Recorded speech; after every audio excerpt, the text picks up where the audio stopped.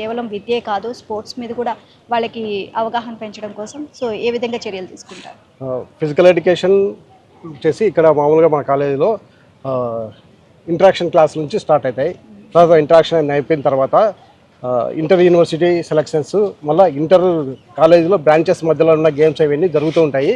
ఆ గేమ్స్ జరిగినప్పుడు పిల్లల్ని మంచి పర్ఫార్మెన్స్ చూసి ఆ పిల్లల్ని క్యాచ్ చేసుకునేసి వాళ్ళకి మళ్ళీ ఎన్ఐఎస్ కోచ్ల నుంచి కోచింగ్ ఇచ్చి మేము వీళ్ళని డెవలప్ చేసుకుంటూ మంచి గేమ్స్లలో ఆడిస్తున్నామండి.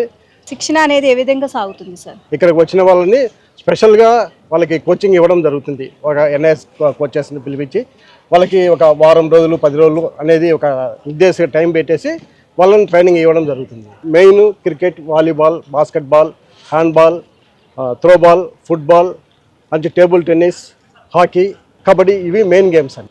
ప్రస్తుతానికి వచ్చేసి ఆల్ ఇండియా ఇంటర్ యూనివర్సిటీ టోర్నమెంట్లో పార్టిసిపేట్ చేశారు. సౌత్ జోన్ ఇంటర్ యూనివర్సిటీ టోర్నమెంట్లలో పార్టిసిపేట్ చేశారు.